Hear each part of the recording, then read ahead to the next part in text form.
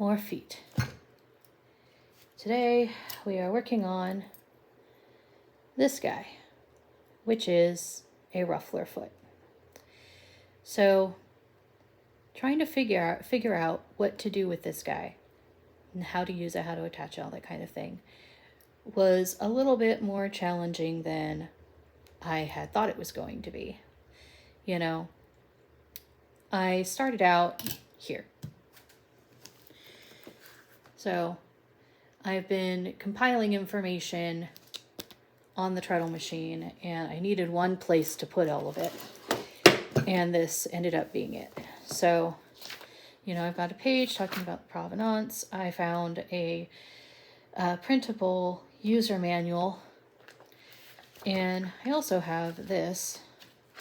I actually have the original. It's in here, but I don't want to further degrade it by continuing to actually use it. So I made photocopies of it, and this is obviously for all your attachments, including like your feet and all that sort of thing. And so I started out on this page, which is quite useful, not only because, you know, it shows everything in the box as it ought to be, laid out. But let's see if I can zoom in a little bit for you here. There we go. So first thing I wanted to do was to make sure that this piece, that guy right there, was in fact this one, which it is. And it's really great because you can see how it actually shows it in the picture, laying out like this. So, you know, top view down and all that.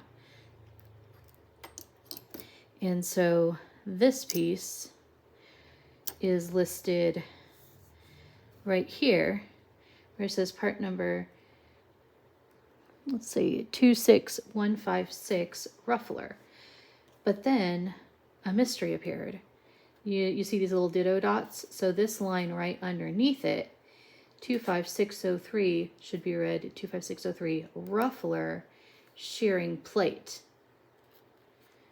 So ruffler foot isn't just a ruffler foot, which is, you know, quite curious, but another piece, which is this one here.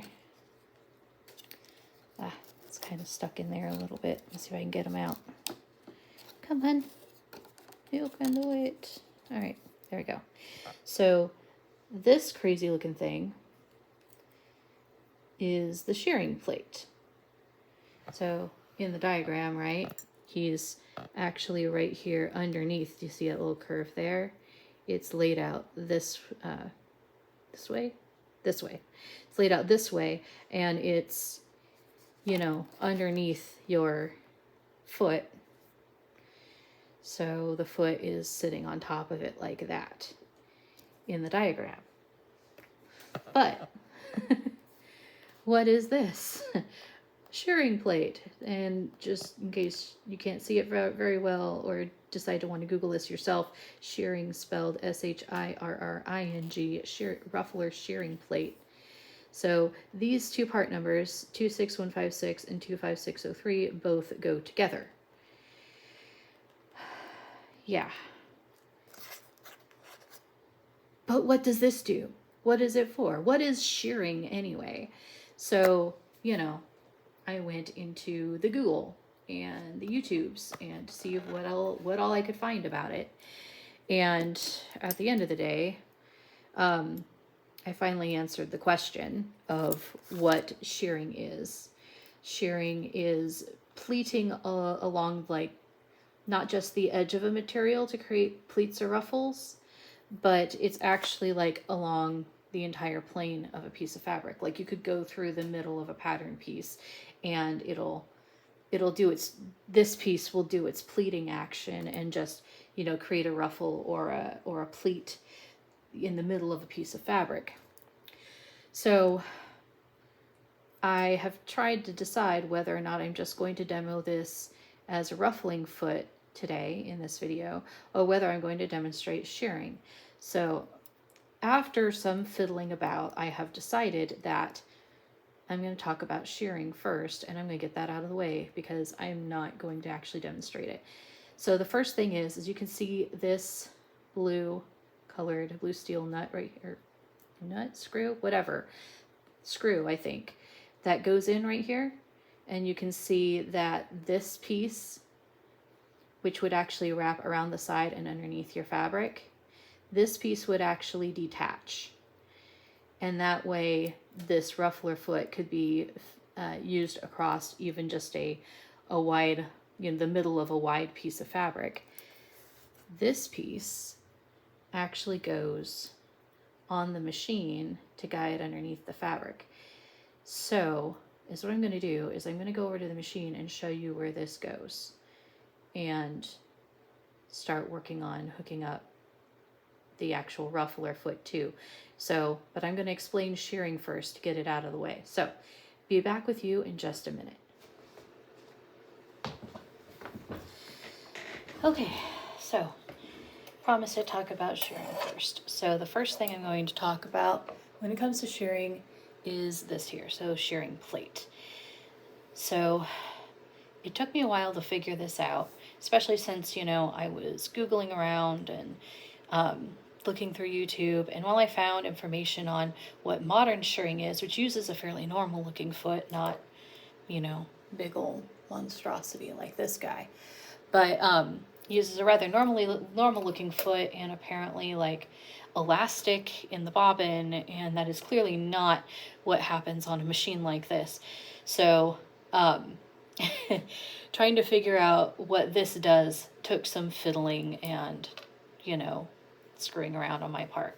So I figured out that this piece actually fits in here, and it partially covers up your feed dogs. So like that. This piece and this piece, they fit in around there, around this edge here. And then this piece hooks on to the plate under there. And yes, it's a little fiddly, so forgive me as I try and install this thing and show you how this works. It's probably going to take me a couple of tries. All right, see, so the plate slides back in and it clamps in. And then this guy does the same thing on the other side. I haven't managed to get it all the way in there yet. So, but I'm not going to sew with this thing installed anyway, but you can get the idea, right? So it clamps in using the cover plates to secure it, and it partially covers up your feed dogs here. And then when this piece is in place, so this is why I'm not going to demo it for you today, because so this screw and then this plate, you can see there's a little nub there, and you can see this bracketing. If I unscrewed this whole piece, with the wraparound and includes this bottom blue steel plate, all of this, it would go chunk and slide out and then come off completely. And then you'd be able to use the rest of this piece's pleating or gathering mechanism to pleat or gather on any part of the fabric, as opposed to just the edge, which is what we really think about when we're making ruffles and pleats and things. So the other thing is that I don't have proper screwdrivers for this machine. The lovely box of attachments and feet that I have, one of the few things it was actually missing were the proper Singer screwdrivers. So while I think I probably could get this off and get this, like unscrew this and get this removable piece off, I'm a little bit worried that I wouldn't be able to get it back on again. So that's why I've settled on explaining what shearing is to you guys as opposed to actually demonstrating it, and I hope you'll forgive me for that. Honestly, of all the things that this foot does, I kind of feel like shearing is probably the one thing that I'm not really all that interested in actually using it for. So I think maybe that's, maybe it's okay. All right, so But we will talk about actually ruffling now. So you see this hole in here right there? I found a little bit of a good tip when I was researching, saying to go ahead and put your top thread through now, like before you actually attach, you know, the foot to the actual machine. And of course, you know, this is going to be a pain in the butt. Just because it's easier to do now than it is later on. So let's see if I can actually get it in there. It's like, you know, I have no problem threading tiny little needles on my modern machines, but it seems like even large holes on this one is just ridiculous. All right, there we go. Okay, so there's that. So if you watched my video about the buttonhole and eyelet machine, buttonhole and eyelet foot, then you'll know how this works, right? This forked piece, right, goes around this knob here, and then of course it goes into the regular foot screw-on thing back here. So there we go. And this one's actually quite a bit easier to do than the other one was, the buttonholer. All right, so I'll make sure I have a bobbin. There we go. All right, so we're threaded. So here's, I'm just going to point out when it comes to the shearing thing. So when you're doing ruffles, you know, you install your fabric, but it can only go as far in as here. That's why when you're shearing, this piece would have to come off. That way, it would still be slid through here, the fabric would, but you'd be able to, you know, you'd have that free. So you would be able to operate the foot on any part of the fabric rather than just the edge. So I got some nice little strips of fabric all set for us. And we're gonna go ahead and see if this thing works. So you saw that there was 3 prongs down here, right? So 1, 2, 3. The center one, it's gonna go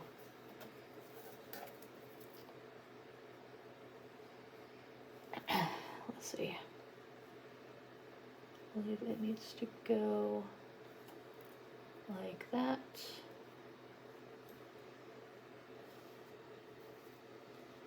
There we go. So that it kind of holds it straight. I'm going to pull it back a little bit. Actually, you know what? I think I did that wrong.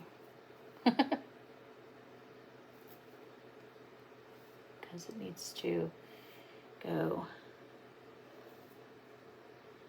Actually, you know, maybe I didn't. We'll try it.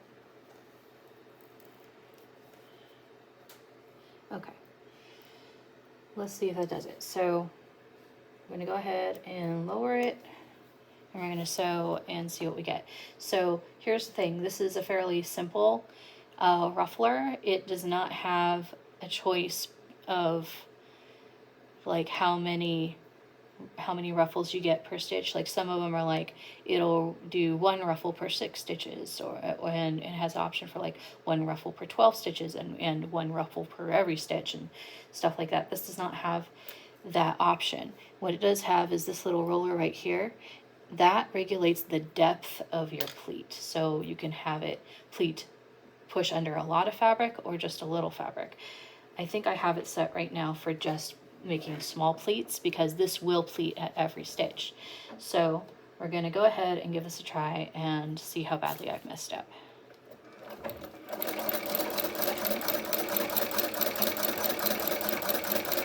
Okay, and it does not actually want to pleat at all. So let's see if we can figure out what I've done wrong. Maybe that. Let's try it again. Nope. Still not right.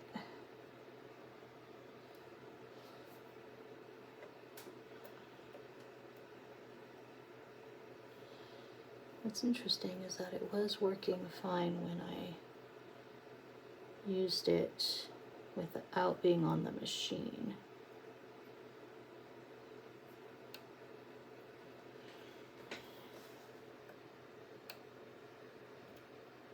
All right, let's do a little troubleshooting. I'll be right back with you. Okay, so I have managed to actually learn something interesting here. So I did have this all the way up. So see, if you rotate it, do you see how the dial, well, the little knob moves? So I had it all the way up to the top like that, and it didn't actually pleat at all. So I think that must be its neutral position, is all the way to the top. So that's what we'll do, just for a little bit more visual action, is I'll rotate it, pull it all the way to the bottom. And if you can kind of see how this works when not on the machine, right? So this fork goes on this here. So as this moves, right, and that's the position of this dial, allows for more or less movement as it knocks against this. And you see how this little thing has a thrusting motion, and that's what forces the fabric into pleats, right? So I'm going to go ahead and put this dial all the way on the bottom, or as close to the bottom as I can get, you know, to hopefully allow for as much action as we could possibly see from this thing. There, right? And let's go ahead and reattach it, and we will see. We'll try again and see what we get. So thread through the hole first.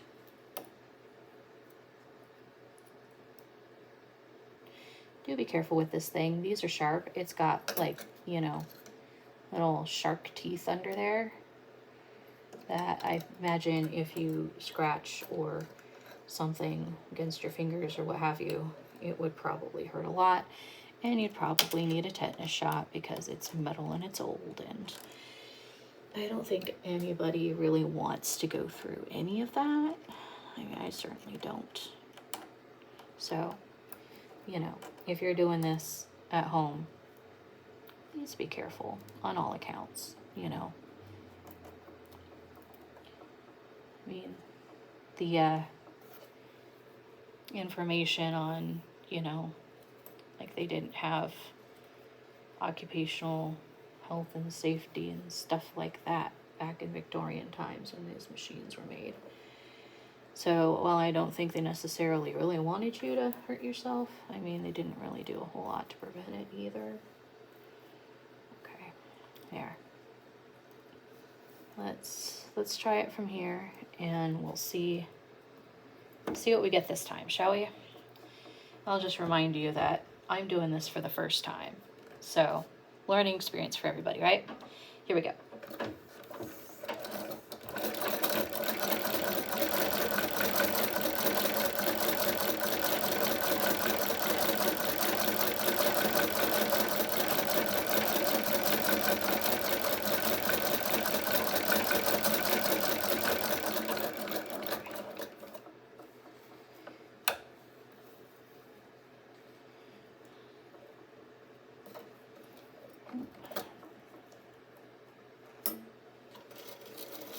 Okay.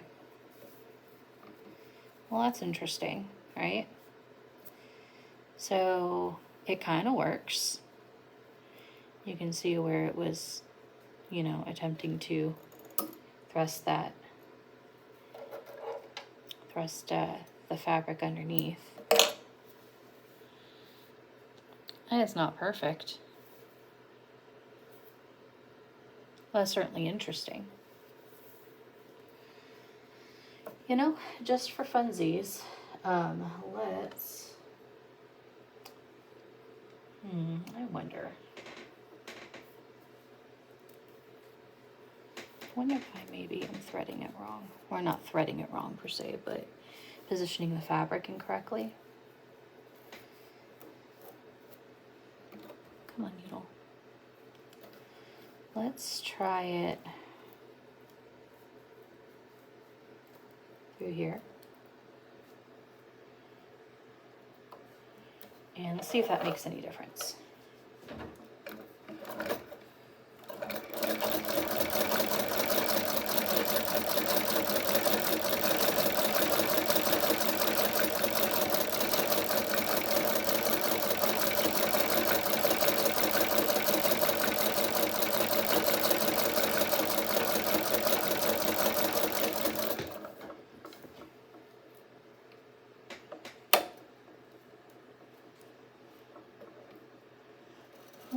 So that's super interesting, right?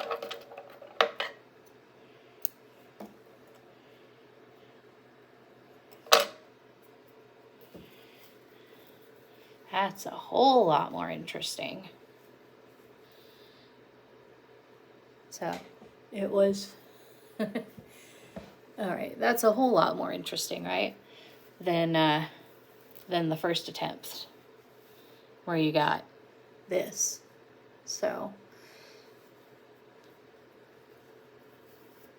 that's definitely better. All right. Okay, I'm with it. So my other understanding is you can also do an interesting thing where you use two pieces of fabric, where you put one through the ruffler and the other one underneath. So I would like to try that. So essentially you get one that's ruffled onto the top of the other. So let's see how that works, shall we? All right, so as you can see here, I'm lining this up, this edge. So this one is through the foot and this one's underneath it, just on the regular plane of the sewing machine. So let's see if this works. So you should be able to both ruffle and attach the ruffle to another piece of fabric at the same time.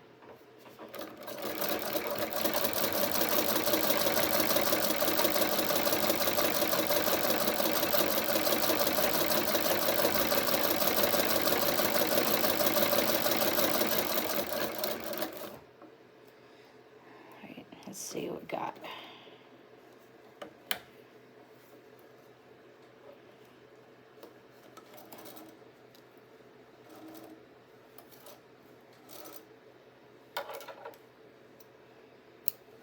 Okay, so it did ruffle a little bit.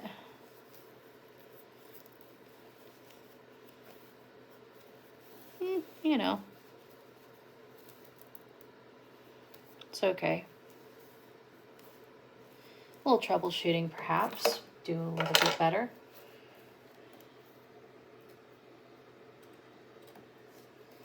Let's see here. Let's see if we can go a little further.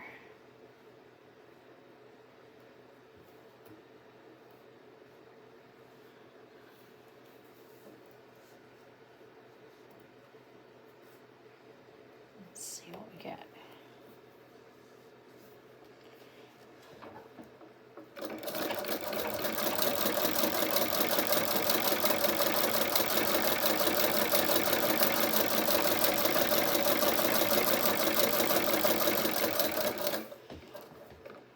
I mean, on its face, I think that looks better.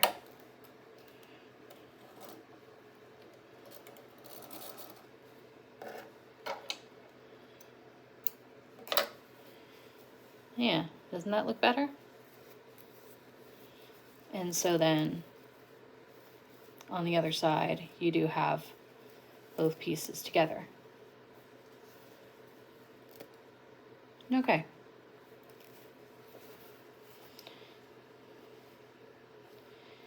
All right, well, I think that's pretty successful. I wonder how it does on this fabric. So this is a heavier fabric. This is just a lightweight linen.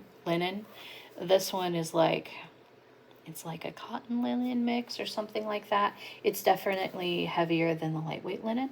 So I'm gonna give that a try just to see if that makes any sort of difference.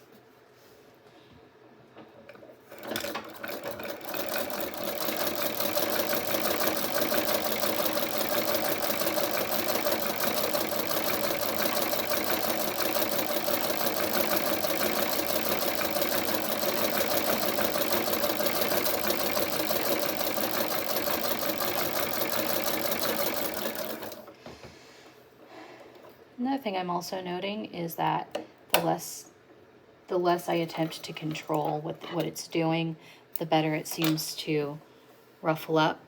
Okay. I mean, I feel like it's about the same. But not terrible, right?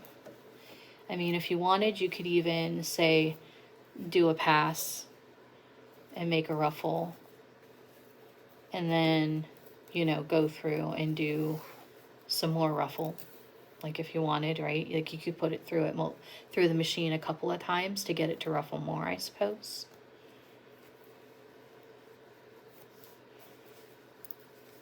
I think that does look cool though. So, you know, this is just the lightweight linen ruffling by itself. This was the first attempt, and it's not so great. So I think there's definitely a little bit of technique to be learned here in order to use a foot like this. But it's functional, and for being as old as it is, that's saying something.